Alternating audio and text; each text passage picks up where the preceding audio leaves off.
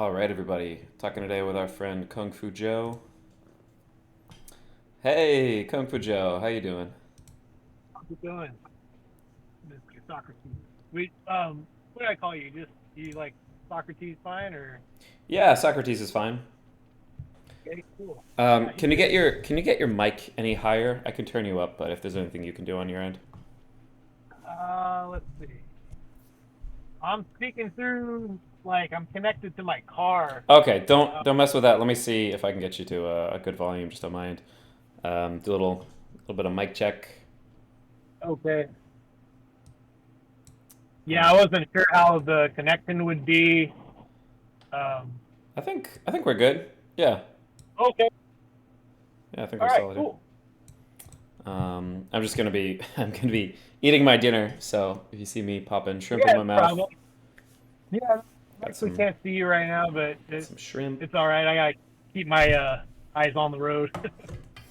got um, some steak, Oh, nice. Dude, you eating good some tonight. eggplants. Yep. Oh, nice. You, you're a cook. Yeah, I love cooking. It's one of life's amazing pleasures. Spice of life. Mm-hmm. Yeah. So, I was thinking about some of our past conversations, and I was trying to figure out what I could do better to Mm. be a better good faith interlocutor. And one thing I noticed that I wasn't doing a good job of was when I would ask a question or bring up a topic, Mm. I we would kind of like meander off and kind of get lost in the weeds without kind of concluding the question or topic. Mm-hmm. And so I was like, okay, well, what I should do, I mean, obviously I can't do it now since I'm driving, is I have a checklist of all the questions or whatever that I would have to ask you, um, and then just get to a point to either like we agree or disagree, and then just kind of move on to the next one. Mm-hmm. Uh, Well, you know what? Since so I'm at my computer, I'm on stream. Let me open up a notepad and boom. sounds I can good. I can keep track. Okay.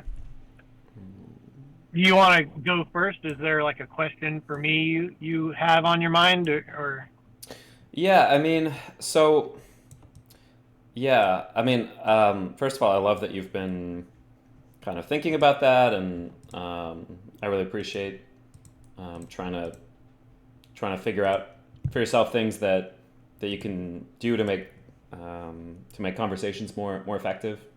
That's yeah, awesome. Um, I think of the things that we talked about, um, one one thing I think stuck with me, which was this question of I'm just writing kind of notes. Um, questions from Kung Fu Joe of why is it that um, trans people?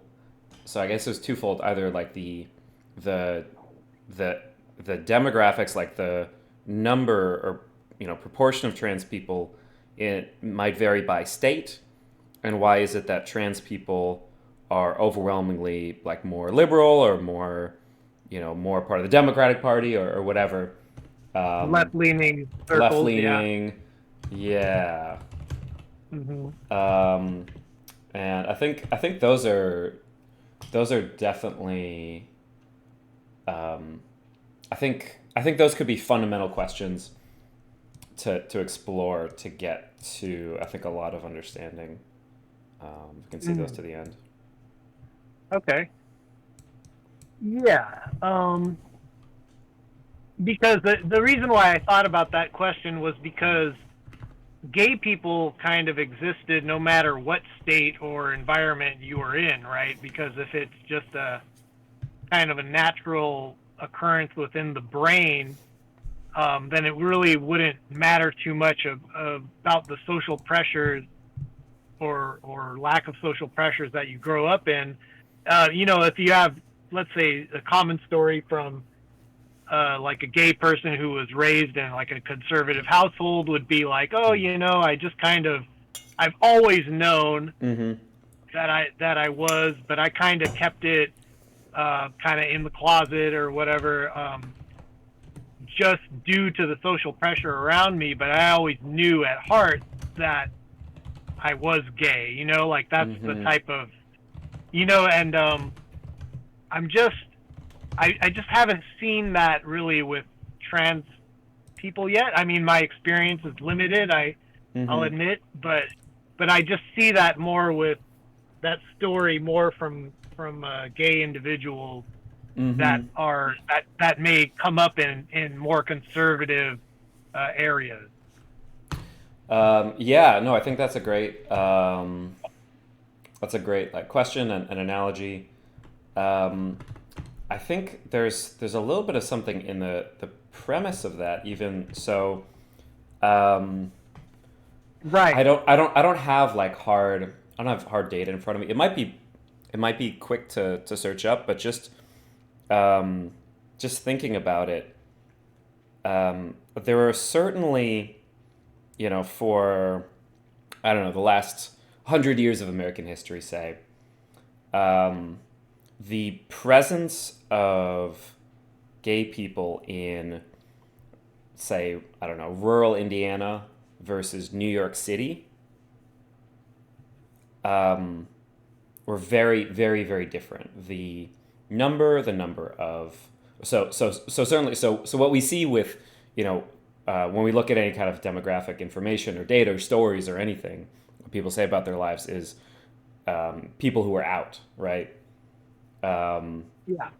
but the number of out people who are gay in New York City for I imagine probably consistently over the last 100 years in New York City versus again, yeah, rural Indiana, or I don't know, choose some conservative area.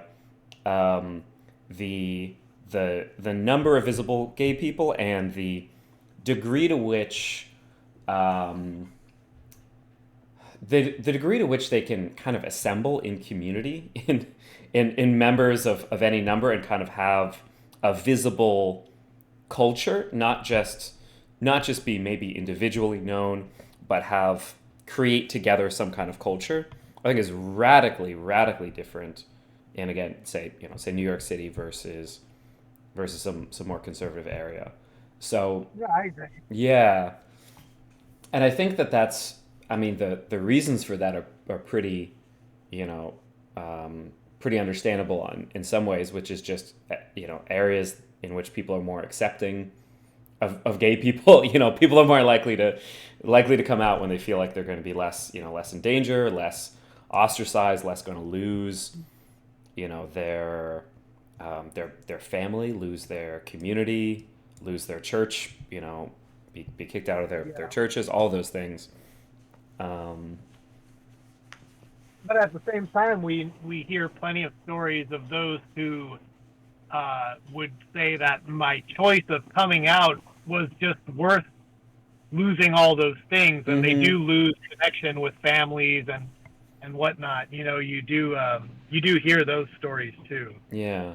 And so I think that's a great, yeah, I actually really love the way that you phrase that, which is that like I haven't heard those stories for trans people. I haven't heard those types of stories. Um, I was just watching. I'm trying to remember what it's called. Um, the uh, the Stroll, I think it's called. Yeah. So this is a documentary. It just came out. Yeah, 2023. I think it's on. Mm. Yeah, it's on HBO. I just watched this and it was really moving. Um, it's a story told um, by um, by a trans woman interviewing other trans women from this particular um, era. I think this was like maybe like 70s, 80s, 90s. I can't remember the exact like time period that I was Uh, focusing on. I guess, yeah, it was like 80s and 90s in this area Yeah. of the meatpacking district that was known as the Uh, Stroll. Um, uh, and um, so many of these people are people that have, yeah, that have lost their families, that have decided, it's more important for me to live my life and be who I am than to be trapped in some place with people who hate me for that or won't accept me. Um, and so they moved to New York City. They moved to the meatpacking district. A lot of them were homeless. A lot of them were sex workers, just doing what they could to survive. But together, having some level of freedom. Um, it was liberating. yeah, exactly. Yeah. So if you want to see, I mean, I can try to, theory craft or tell you about people, whatever. But if you want to see those stories told truly firsthand, um, Hmm. that's a really really great place to look. The Stroll, and it's heartbreaking as well. And so many of Yeah. those, how few of those people are still alive from that era. Um, Yeah. because the level of violence and the level of violence toward especially black trans women, who are sex workers, just in um, such a dangerous such a dangerous situation Environment. environment, Yeah. yeah. And a Uh, lot of that because of, just if you look at the A to B to C of their choices in life, that dangerous life was the best available path they had. Um, right. Right. yeah. Yeah. I mean, and there are a lot of different lifestyles and things where you could probably see similar stories where people wanted to do something that would ultimately lead them to peril or Mm-hmm. losing family and friends and things Yeah. like that. I totally get it, and that's something that uh, you feel for those people, right? I Mm-hmm. mean, if you're human, Yeah. Exactly. Yeah. Well said. Yeah. If you're human, you can't help but feel. right? Yeah. The thing that made me think about that question was to it led me to wonder, is could it just be like a left wing fad Mm. that would only happen in homes where Oh, either yeah. I see what you're saying. Yeah. Um, yeah, mm-hmm. like where it's trendy. Do you watch South Park? Um, Not since I was a kid.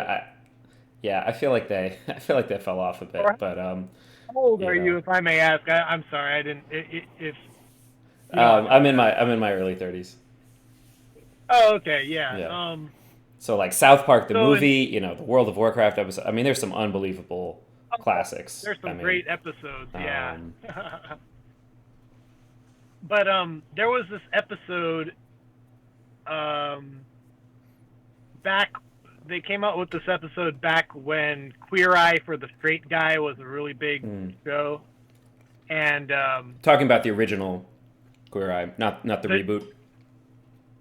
no, not the reboot. Hmm. This episode was probably made back in uh I want to say 2005 or six ish or something like that. Hmm. Not the reboot. Hmm. It was the original run of the show. I And just looked it up. 2003. Yeah. oh, okay, yeah, it was a Hmm. little farther back than I thought. Um, but it was the plot was that everybody in South Park, like all the men, were acting and dressing gay, even though they weren't, Mm. and it it uh, it confused the teacher, Mr. Garrison, who's the real gay character in the Hmm. show, and was like going to this bar Mm. and all, and they walk into this bar and they see all the guys dressed up gay and they got great hair, and Mm-hmm. they talk that way, and it's like a. But Everyone's then when taking they the try to styling hit them, tips and the grooming tips and the. yeah. So then when they walk, when he walks through the bar and tries to hit on some of these guys, they're like, "Oh no, I'm not actually gay," and Mm-hmm. one after the other, and then he starts going like, "Well, what the heck? What's going on here?" Mm-hmm. And he goes to find out that it's the Queer Eye for the Straight Guy people. They're kind of setting a trend with being gay, and it's kind of trendy at the time. Mm-hmm. So I was wondering, is it just kind of a fad or kind of a trend or kind of a good way to get attention from your parents or whoever it may be? Um, and it's also a thing I noticed. It's very, very much more approved by the mother than the father. And Mm-hmm. in a lot of these type of homes, it's either like the structure is not traditional, where everyone's got a place, kind of like how Confucius said, everyone in the home, from the family dog up to the father, has a certain role to do, Mm-hmm. just like everyone in society, from the street cleaner up to the emperor, has a role to do. Yeah, he was But big. in He was these big on the houses, emperor. Yeah. yeah. So he was basically saying that well, when I see these types of homes that trans people are raised in, they're the ones where it's not the father having kind of like the ultimate authority. They either have equal authority or there is no father in the house. Mm. And I thought that's kind of strange. Well, not strange, but it just seems to be kind of a left wing thing Mm. to be trans, So, whereas being who are gay. these? Who are these What's people that? that? Who are these people you're talking about? Are these like celebrities? Are Well, these people that you know personally? Or um, no, I'm like just when trying I've to seen figure out like when I've which. looked over like documentaries, or if Mm. I see like of trans people, or I watched um I watched the What Is a Woman Oh God, thing yeah. that Matt Walsh did, yeah, and it's just all kind of, it has a very heavy left wing presence in it. And whereas being gay, I mean, I could look at I could see a bunch of gay people on the right that are like gay right wing pundits, Mm-hmm. like Glenn Greenwald, and then there's people like to the very far Well, right, like we could have picked Dave Rubin would be a perfect. Yeah. Dave Rubin. Dave Mm-hmm. Rubin is more, yeah, he's more like openly gay, center right type of guy. Mm-hmm. Um, and then you even got people like Milo Yiannopoulos on the very far Sure. right who Yeah. are Yeah. gay.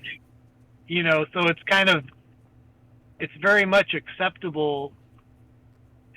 I mean, not Well, not as it's not acceptable as acceptable, on right? the. So I don't know if you've seen that interaction. It's one of those things that it's kind of like very very funny and very very sad at the same time, where Dave Rubin had Ben Shapiro onto his show, and somehow it came up, that Ben was going to get married, and he said something like, I'm trying to remember the context where it was like Okay. less weird that he blurted this out, but he was like, obviously, like, I would invite you to the wedding, or no, or he said, he either said I wouldn't invite you to the wedding or I wouldn't go to your wedding, something like that, because like I don't approve, Oh wow, awkward. and it's Yeah. like very very conservative people, or not to generalize, but there is absolutely a ton of hate and intolerance for gay people on the right, which is why a lot of gay people are a lot more left wing, Well, I right? think for Ben Shapiro, we can kind of parse a difference there, where it's more, he is very very, very, like, I don't know if he ever takes his yarmulke off. I Hmm. believe he sleeps with it on. Like very religious, conservative Jewish. Where with very staunch religious rules. So you could take Well, no, but that's not um, a but that's not a that's not a that's not a Jewish thing, right? to not accept. No, I Well, mean like it can be, but I don't know if he I don't know if he keeps kosher. I don't know if he like does work on yeah. Sundays. Like those are actual like real shit that you're like absolutely commanded to do Well, versus there's like like three different types of Jewish practicing. There's yeah, I mean there's a lot. There's like broad, yeah, orthodox, conservative, reform. Those are Orthodox, like very broad Hasidic, yeah, categories, but um right. For Ben's particular one, I mean, he's very much of the Old Testament, which is very. it's I'm not it's sure it's how. not particularly anti-gay, the Old Testament, right? So Uh, it calls gay people an abomination, but do you know what it calls an abomination more often than gay people? what's Yeah, that? eating shellfish.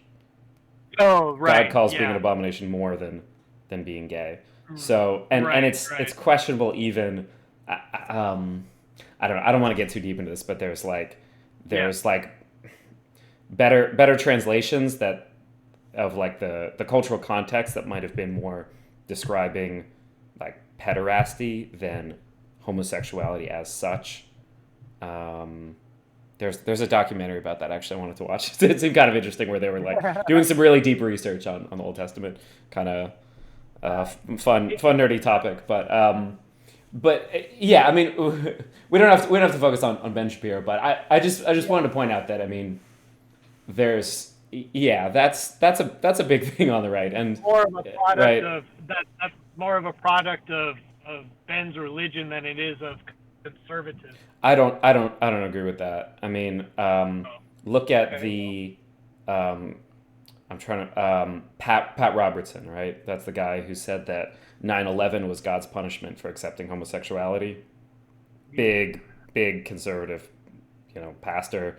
But then you have non-religious figures like I'm trying to remember um, who was before. I'm trying to think. Was it Glenn Beck or was there someone before Glenn Beck that I'm thinking of who was like huge on the radio? Um, Glenn Beck was, and then there was Rush Limbaugh. I Rush guess was the other one. Limbaugh.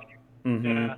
Yeah, Yeah. and I mean a lot of anti-gay stuff out of them. Very large viewership. I mean, opposing gay marriage, right? I mean, um, those things are all there.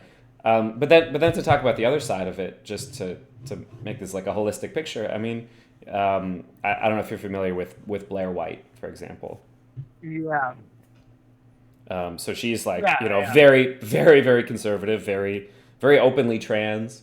Right. Um, and so I mean, people can. I mean, there's all types of people, right? I mean, there's, you know, Candace Owens gets shit for being for being black and having had experiences with racism and still gone to the conservative side, and a lot of people who are black are more Yeah. likely to Well, be more liberal it's or vote not a part Democrat. of Um, it's not necessarily a part of conservative orthodoxy to not allow blacks in, but that's just racism, I believe. sure, Like yeah. I mean that's its own massive can of uh worms, but I right, mean right, right. um, so so the thing is, it's like when you have so let's say going now just directly onto trans people. I mean, there's really only one of the two parties that's talking about trying to get rid of trans people. There's really only one of them, right? That's pretty heavy language. When you say get rid of, Right. So what does that mean? so eliminate transgenderism entirely from public life, making literally a lot like laws that make it illegal to potentially to be trans in public, So quote unquote So like if you're cross dressing laws, which have existed right, before. They only were finally repealed. The last one in like the 90s, I think maybe 96 was the one, like the yeah, last one of these laws was repealed. Um, yeah, and I mean, there's something like 500, I don't know, it's probably more now, 550 or something, anti trans hate bills that are being pushed by Republicans all over the United States that are being kind of copy pasted into different legislatures. And among those are uh-huh. things like you can't get um, any kind of trans affirming health care until you're above the age of 26. So it's not Uh-huh. even like, we're talking about what are the topics of these. It's like, oh, they're trying to do something for the children or whatever. Uh, that's clearly not what they want. That's clearly, where they're starting because they think that's the easiest sell. But they're not even like waiting to try to push that harder and further everywhere. I So see. with that as the backdrop of what, if you look out, right, if you look out and some people are screaming we hate you and some people are screaming we love you, maybe you're a little bit like skeptical, like, okay, are you kind of pandering to me when you say you love me or whatever? Are you kind of, is this Yeah. really, totally genuine? But then you have the other people screaming, we fucking hate you, we want you to die. And it's like, Yeah, it's I not such can a hard relate to choice. that. Yeah.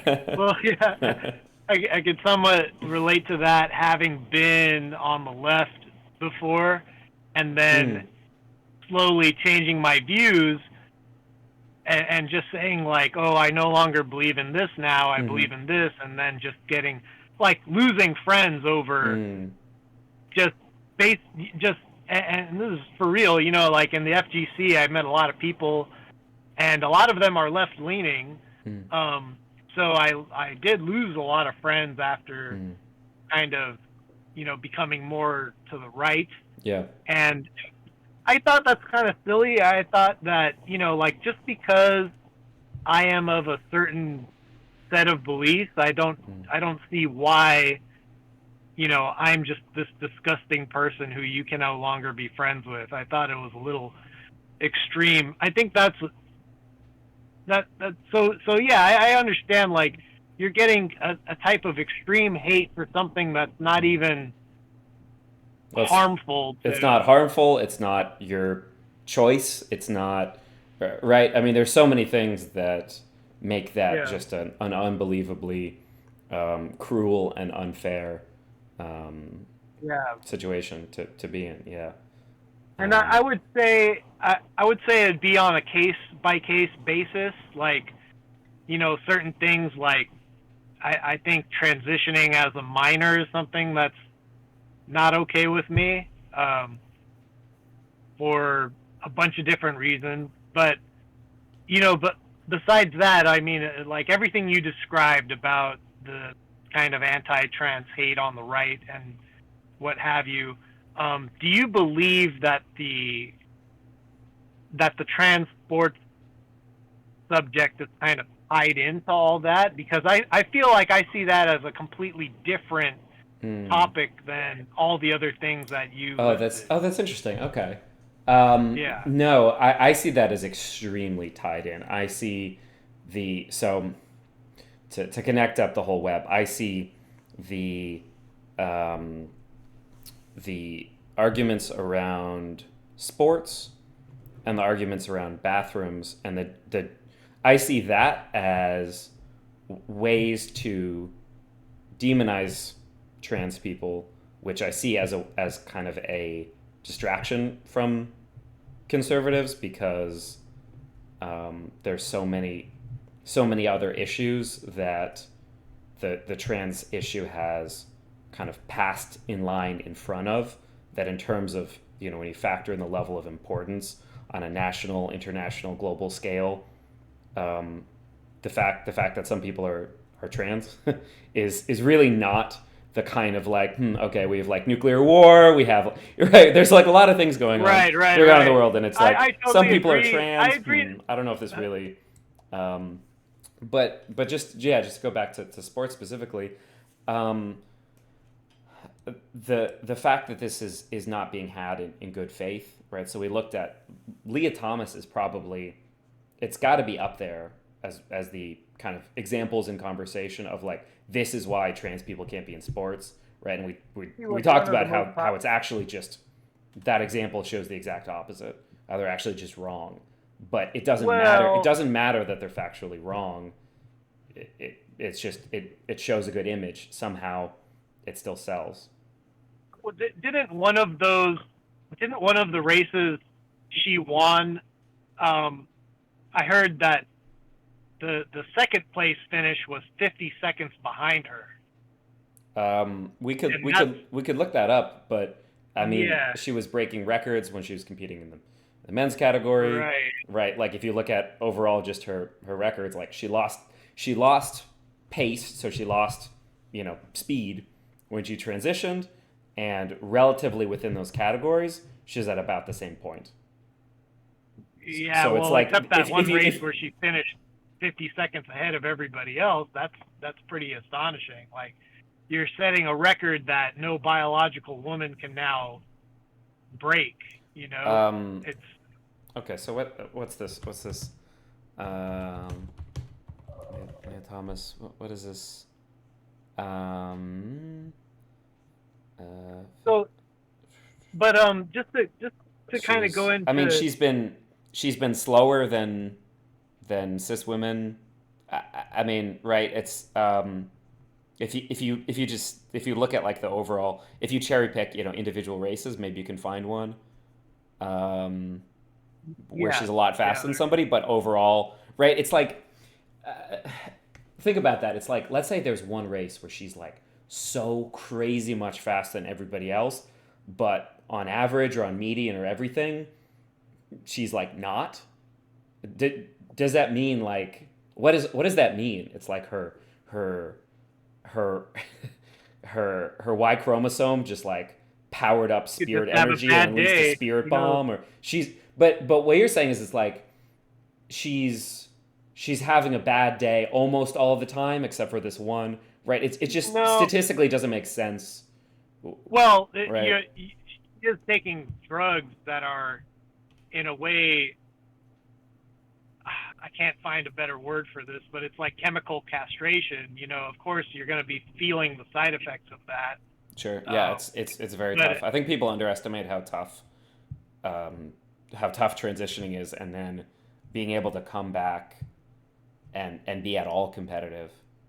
Um, yeah, but I don't think that covers kind of the main concern here, which is that the the the reason why women's sports exist is they have these certain guardrails up to keep this to keep biological males from competing with them, um, because that's more what they want is well that's the guardrails that we have for them so that they can have an arena in which they can be competitive in. well, so just to pull back to what you're saying at the beginning of the conversation. So you asked me this question: do you see the transport debate as linked to trans rights generally? Yeah. Hmm. Um, what do you think? What do you think about my answer to that? That I do see those as linked.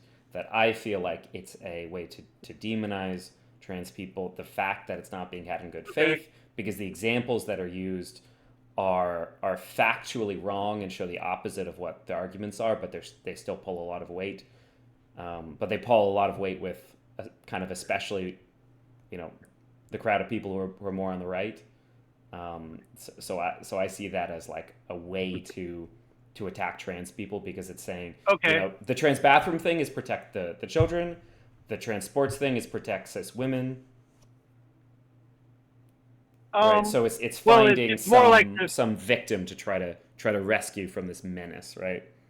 Well, let me try let me try it this way. So let me ask. I'll make a case, and then you tell me if it's like a bad faith case that that just comes from a place of hate or not. So Well, I'm not saying that that's necessarily where you're coming from.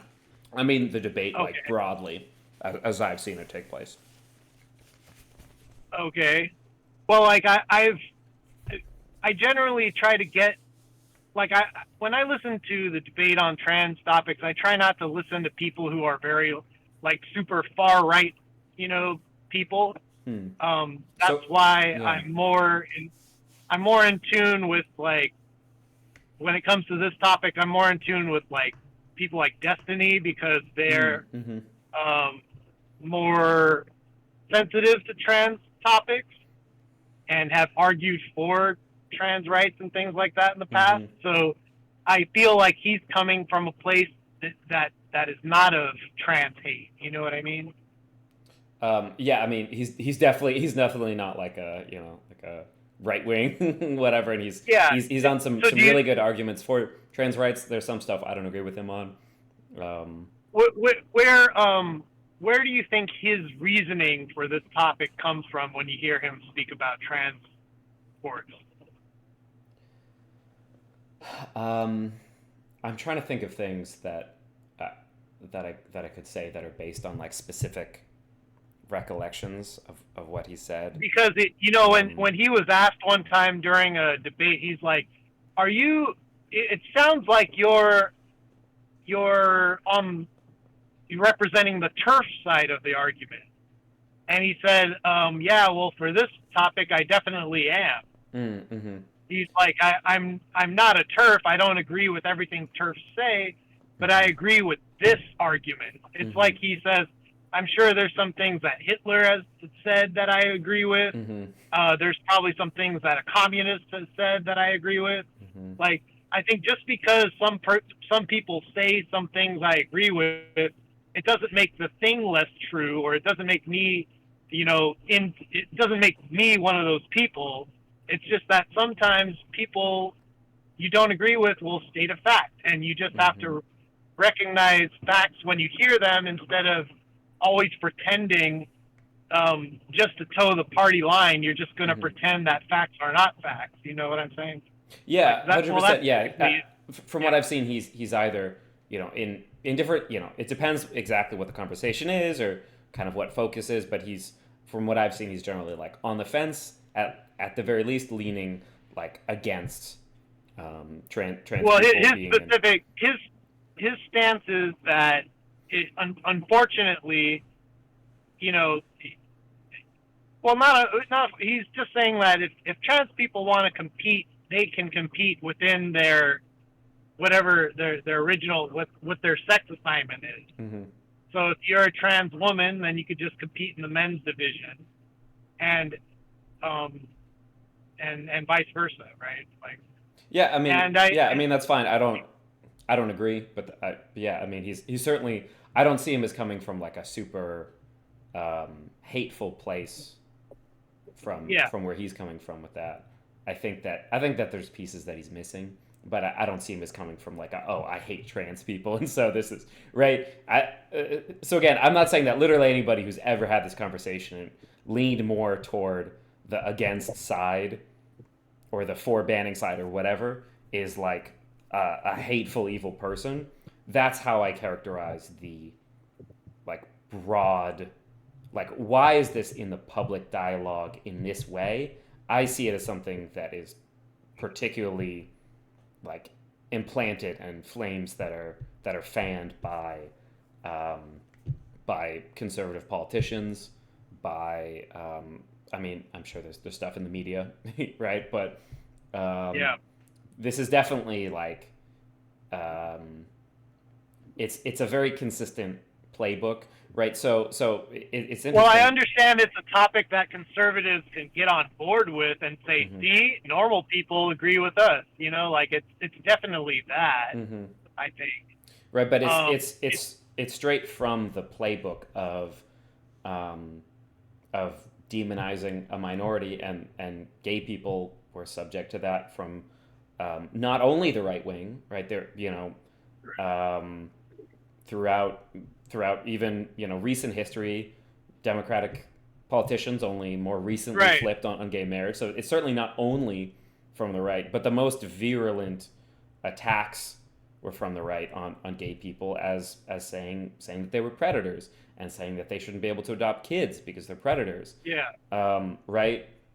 And it always comes down to this playbook of we need to find some victim. It doesn't matter if they exist, but some hypothetical victim who might end up being hurt by this kind of weird group of people that, are minorities, so you might not have any friends who are part of that group. And it's really easy to demonize people like that. You look at the uproar, how this was like one of the largest topics in conservative political space of bathrooms, despite I don't know if it's ever happened. They're like statistically, it probably has to happen at least once, but I don't know if there's any record, and there's certainly no record that this was ever pointed to of like a trans person, going into like a trans woman going into a woman's restroom and then like assaulting somebody or like sexually assaulting somebody. I Maybe think I have that's heard happened. of. Statistically, it must, because there's a lot of people. But this was not an issue that, oh, this is bubbling up to like, oh, if you look at the major causes of people being hurt in bathrooms, is it trans people? Obviously, no. How does it rank? Sure. Probably about 100 after, too many tacos Yeah. and right, Well, right. I So, just don't think that I just don't think that this particular topic is part of that, though. I think it's completely separate. well, so the fact that so when I look at the Leah Thomas story, it has every hallmark of this. Or you have this young girl. I was gonna say white because I think it does make some difference. But we don't have to focus on that. But we have this young girl who's saying, I had to race against a man, and he was so much stronger than me that we tied, and I didn't get to have the trophy and the scholarship that I deserve. And everybody looked at this really entitled girl that in any other situation they would have loved to roast. If she were, left wing or something, they would be like, oh, she's so entitled. But because she was racing against a trans person, they said, yes, she was robbed. This trans person has been destroying every record, but then when you look at the records, it's simply not true. And so this... yeah, go ahead. I would say that it's not. I would say that looking at one case is never the way to decide. Sure, but that's what I'm saying. Yeah. This was one of the very, very few cases. We can try to find it, go Sure. more if it's relevant to look at other cases, but this case was enough to condemn trans people when it came to sports and maybe further than that. So I agree with you when I say one example is not a good way to like form a worldview, but this one thing Right. did have that impact. It did have this impact on people's perception Right. across the country of what the world is, even though it was not true and it was just one thing. Well, even on one thing, even you have conceded that you would ban trans women from certain sports. Like when I gave you the MMA fighter example, you told me that it would be reasonable to deny them participation in that space. Did you not? So I said, yeah, when it comes to like direct contact fighting sports, I think that's like a much, much, much more plausible one to look at. I think you still need to do some kind of analysis. I don't think you can just say, ooga booga, men stronger than women. Like I don't think that's like a thoughtful way to kind of like have beliefs. Like you should do probably some research before you come out and say like, yeah, we should ban this type of people from doing this thing. But I think that's a pretty straightforward application of like the strength differences between men and women. That is like a pretty reasonable case to look at.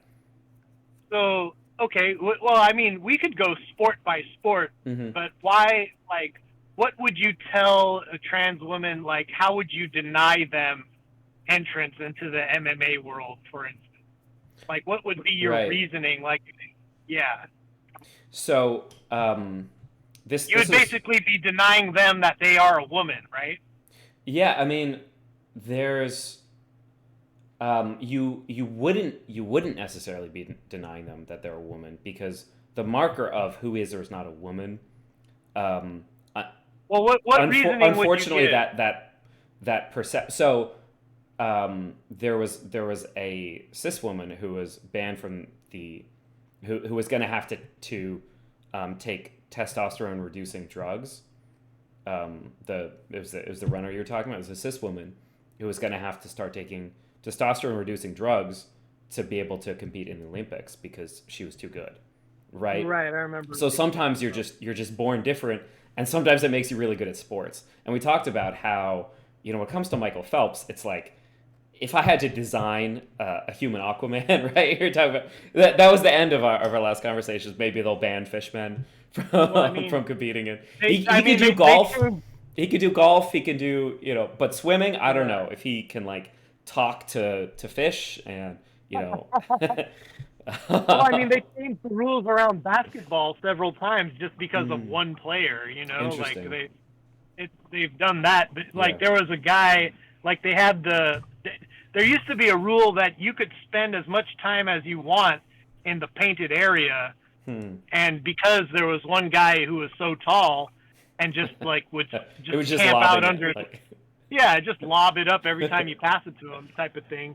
So now they're like, okay, obviously, because this one guy came in and he's just one guy, right? But he Hmm. managed to.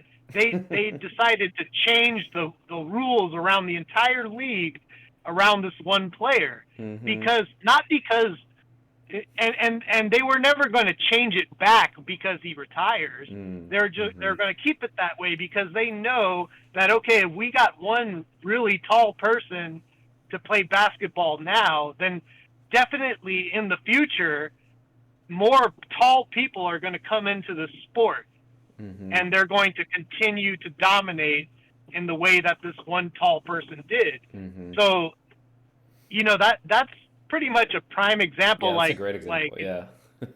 it sounds, but it sounds kind of like we shouldn't change.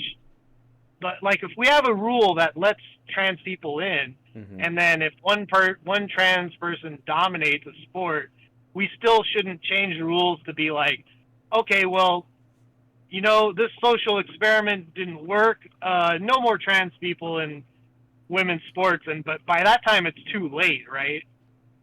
Like if Well. because the future the part I'm worried about is that Mm. what if in the future 10 years from now if these trans athletes they're like 0.5% of the population, but if they made up like 15% of the records broken in women's sports, I would say that's already women's sports have been destroyed I've been at that point, destroyed. and it's already well destroyed for in a way that no that women would be much less interested in participating if they knew they had to compete against biological men and that they knew that they could never set a record because the records are set by biological men and women just can't compete with the male physiology. Hmm. Yes. So And so so I agree 100% that this is what I'm saying. This has to be some kind of like measured, kind of iterative, practical consideration. But the thing that stands out to me clearly at the center of this conversation of what is the thing that determines how we should change the rules so that it's like like what is yeah. the thing that tells us this isn't working. It's about whether it's good matchups, right? It's like Okay, if well, so let's take the MMA example mm-hmm, again. They match you up by weight class, right? mm-hmm, Yet this trans woman was so much stronger and just overpowering because of her physiology, her male physiology. well, and she And and she trained really hard. I assume that was part of but it. but on a class scale was Mm-hmm, a very low class mm-hmm, fighter as a male, mm-hmm, and not has very poor technique, and the women that she fought against were very good Mm-hmm. in their, Mm. but it's just the ability to brute force, and just Mm-hmm. eat punches like nothing. Mm-hmm. That this just raw strength can do away. Like one of the only things that can defeat technique is raw strength. Mm-hmm. And once you get enough of it, it becomes like there's nothing your technique can do. Sure. You know. So yeah, Um, so I think this is like those are the kind of things to examine and say, um, because there's like there's a lot of different ways to slice this and understand it.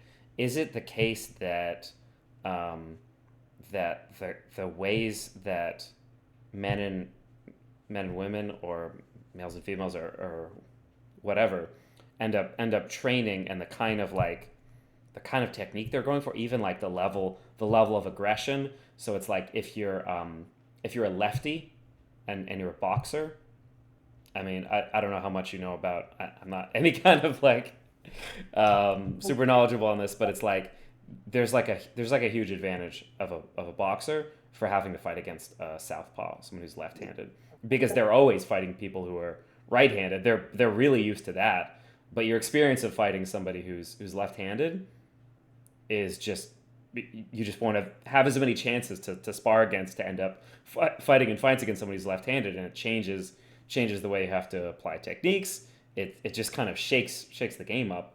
So there's a big advantage to being a southpaw in boxing. I don't know if this is like still the case or people train differently or whatever. I know historically that was a thing, and it's like you could look at that and you could say, people who are left-handed, they should have to compete in a league of their own, and that I think that's not like an insane thing to do. I think it's on, it's potentially on a similar level.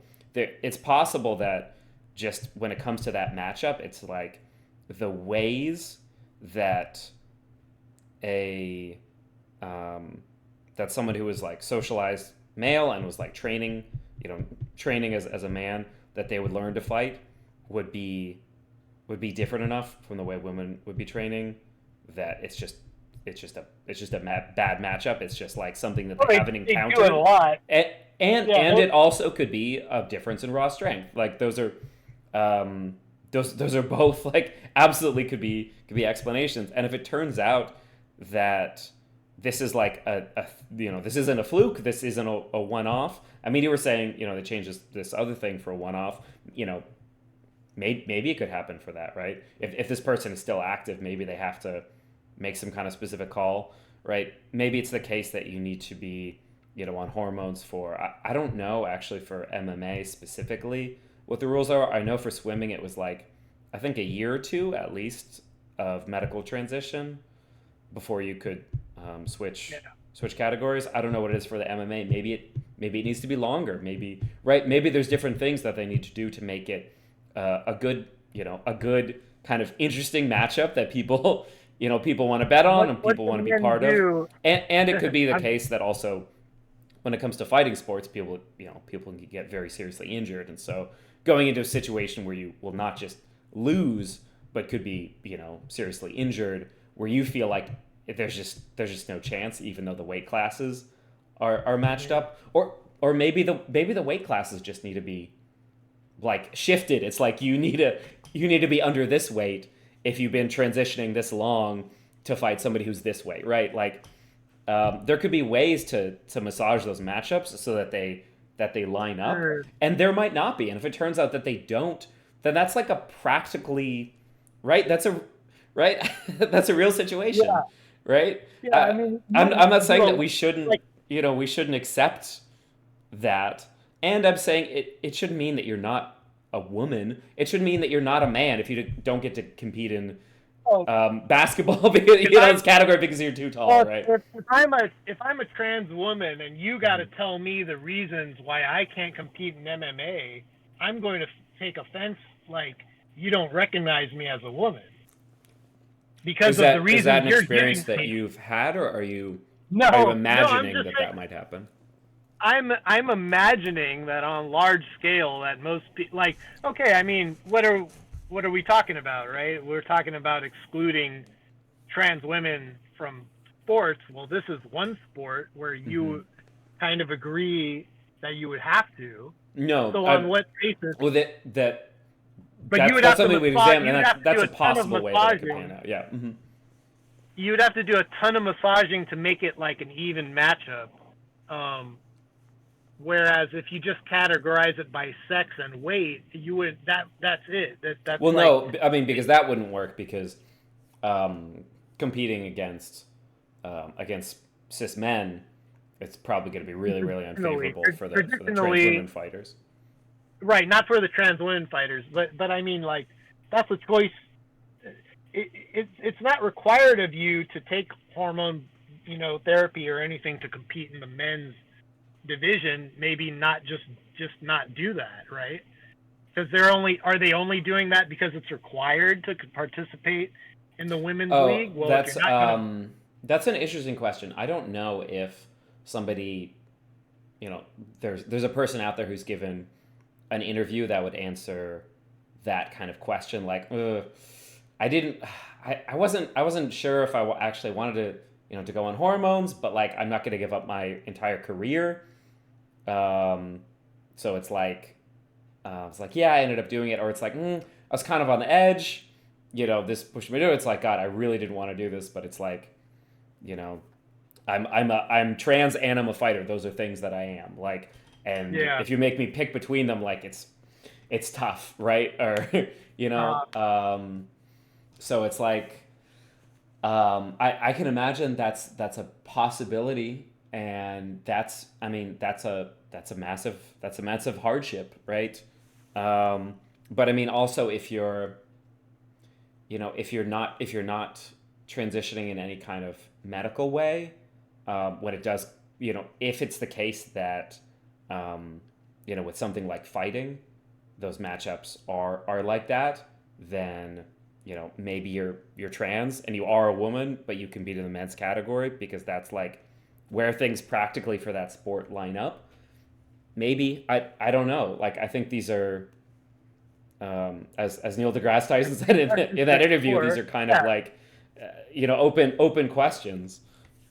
yeah. Um, but I think there is um, it's unavoidable that this issue as a whole, this is something that this type of gatekeeping really does only come up in this way for women, right? Because we talked about Phelps. I don't know. I mean, there was that guy who was too tall in basketball, and they made a rule for him. They didn't do that for Phelps. They didn't say you have to take, um, you know, you have to take steroids to make your lungs not be abnormally good at like, Well, putting oxygen we in blood don't. cells or whatever.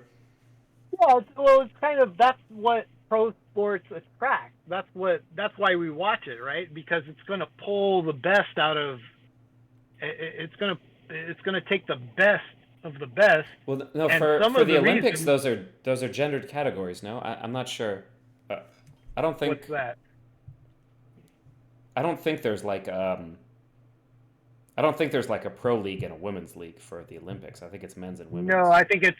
Yeah, I think you're right. I think there's like a men's division and women's division. Yeah, I'm not too sure. I have to look into that. I But know there was like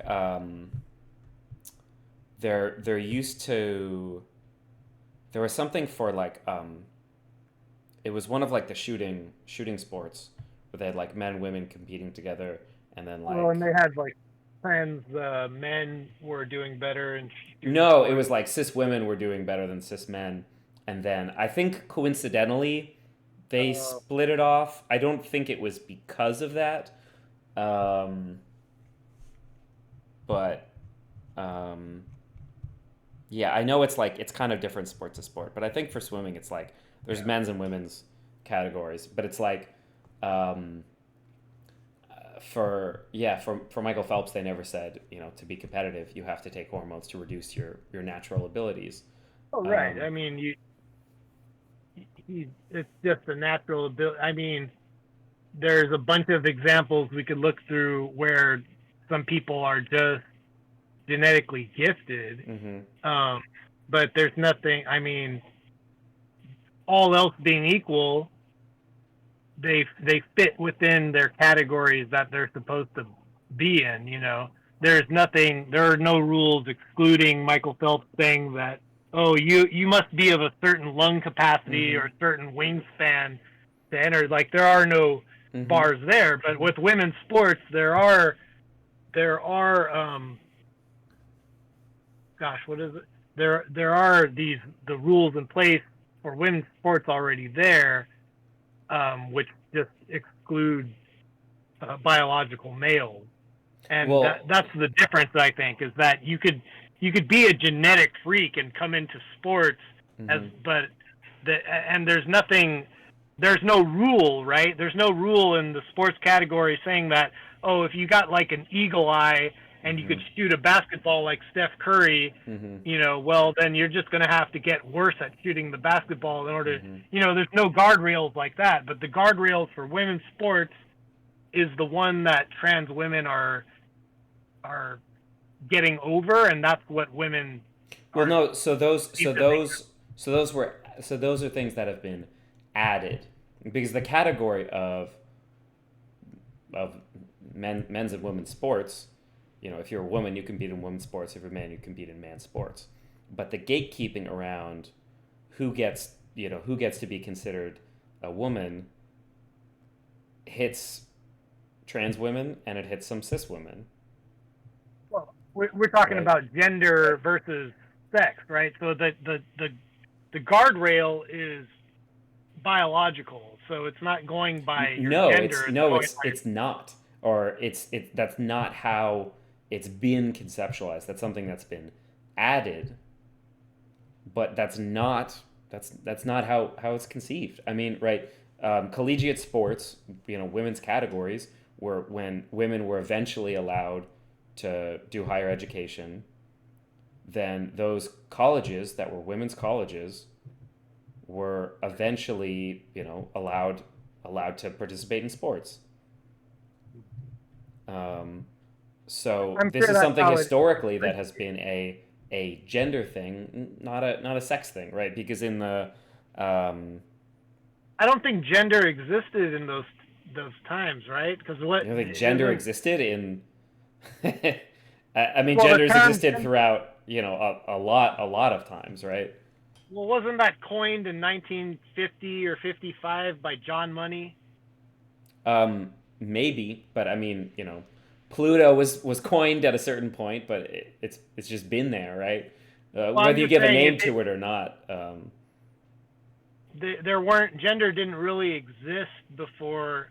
Like, if I were to go to the 1950s and say, Hmm. um, you, you know, they wouldn't know any of the things we're talking about, Sure, right? Like, to that's if true. if we went back to the 1950s, a man is a man and a woman is a woman, Hmm. and they're exclusively tied to sex, and there's no in between, right? And it Sure. wasn't Well, I until mean, John Money. it depends how educated they are. People were very ignorant back then in a lot of ways, and they're becoming less ignorant Well, now. And I think that's a good thing, right? well, some ways yeah, some ways no. I Hey, mean, I didn't I mean to mean, cut you with off, with but um, with knowledge comes anxiety sometimes, right? Learning more about the world can yeah, make you're like, oh God, I really didn't need to know about another catastrophe in some other part of the yeah, planet, right. right? Sometimes that's not fun, but um, I can't say on an absolute scale. I want to know about everything that's happening everywhere, but I, Yeah, overall, I try to I try to learn more about the world, and I hope yeah. that you know I think that's a positive direction. That's my. Well, that's why I'm glad we have these conversations. It kind of helps us learn Hmm. how to talk about it and learn Yeah. more about it. Right. Yeah. Um, Because being able to have those Andy, conversations, that's yeah, one of the most I important hate ways to to cut. learn about the world is talking to each Hey, other.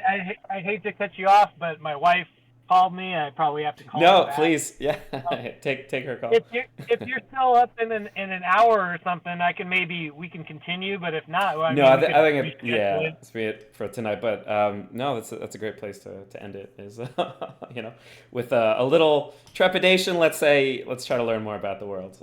So thank you so Yeah, much for coming on and talking. We can learn more yeah. about Thank each you. other. Maybe we could pick this up another time. I'd be interested. I'd be down for that. All right, thank you. Have a good one. You too. Have a good night. Bye bye. Talking about Michael Phelps' extraordinary lung capacity and what's fair in sports reminds me of the dystopian story by Kurt Vonnegut. Harrison Bergeron describes a fictional oppressive government that focuses on equality, achieved by putting handicaps on superior citizens. Graceful dancers had to wear weights on their feet. Exactly, right? So this is like, this feels like this is what we do to kind of like women, especially. Um, the amount of, not to say there isn't gatekeeping on what it means to be a man or to be masculine, and it's interesting, the same people that it seems like level of gatekeeping is kind of a its own category, because the same people who will say like, oh, you know just because you put on a dress doesn't make you a woman, whatever, are the same types of people who will say, um, like, wow, that lesbian over there is literally a man, right? So it's just kind of like, to me, that's what I've seen in the world. It's like people gatekeep. They kind of gatekeep more everywhere. They gatekeep less everywhere. Um, but I mean the gatekeeping for women is pretty intense, and um,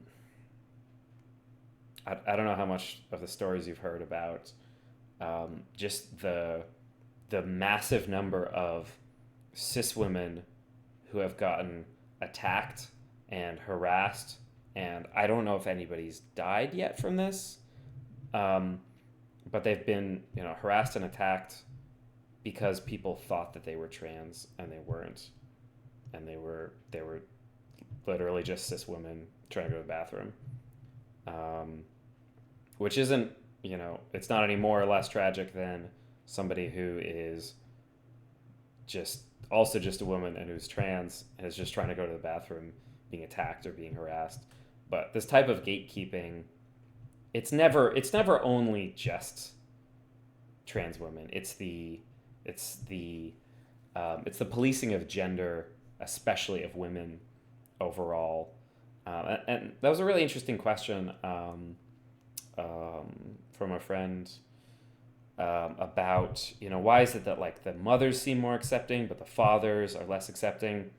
I don't know if that's true, but I understand the like projected, um, kind of personal relation to that dynamic, which is that, um, the ways that men police each other's gender, can be very extreme, and the ways that somebody who becomes a father and feels like they're insecure in their own manhood and their own masculinity, and maybe if they could ensure that their son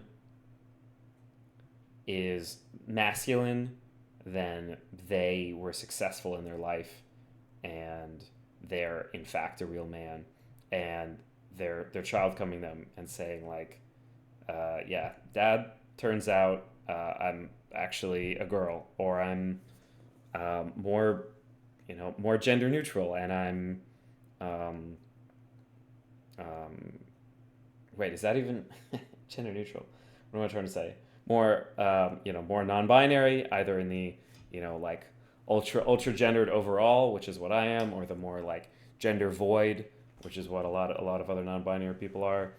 Um, you know, there's a specific personal kind of reaction that, a man who's a father might have at being like, oh God, the amount of abuse that you are going to suffer through in your life?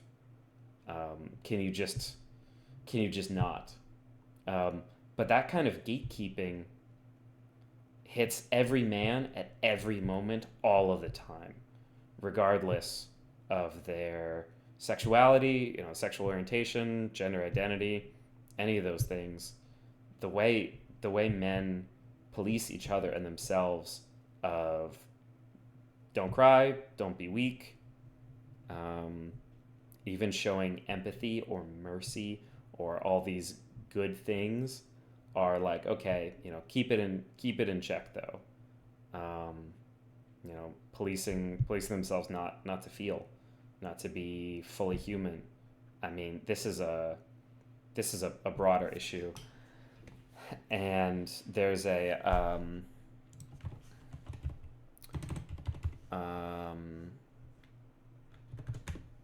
think this is, yeah. Um, Alok Vaidmanon is like a, yeah, brilliant um, um, speaker and public figure, I guess, yeah, performance artist, writer. I haven't read any of their books, actually. It's a good idea. Um, but yeah, they're, yeah, gender nonconforming, trans feminine, use the singular they, third person pronouns. Um, the way they talk about, I really relate to what this feels like of um, the kind of rage that people feel towards trans people is really rage and hatred of themselves, because they're seeing people who, despite the unbelievable violence and um, harassment and attacks from the rest of the people in their society and in their lives, very often, um, are affirming, no, this is who I am, this is how I'm going to live, this is what's true to me. And the people that have so repressed their own ability to connect to some individual independent voice within themselves that says, this is who I am, um, and who have crushed that hope that they could live free in all these ways, are seeing these people doing this in and being, they're people who are trans, who look fearless, out in the open, are not always fearless, but who are, despite the danger, who are just going out there and doing it and living it, and daring to be themselves. It feels like an affront. That's like, what did I do all this self repression for, if it was possible to live another way? So you have to kill that hope within yourself that another better way is possible, and that's what I see in those people who so hate trans people in their lives. I mean, a lot of people are just ignorant. A lot of people have been heavily propagandized, and it's these stories like Leah Thomas, which again is false, but despite it's proving the exact opposite, stays true in the minds of so many, and stays demonstrative in the minds of so many, as this is the one anecdote that for me is enough to condemn all trans people when it comes to sports. But when I see that hatred towards trans people, yeah, I see self-hatred at the root of it. Thank you so much for coming through. Yeah, really appreciate it. Just gonna raid out. Yeah, be good to the people in your lives. And have a good one. Suffer from low accuracy. 85 and 85.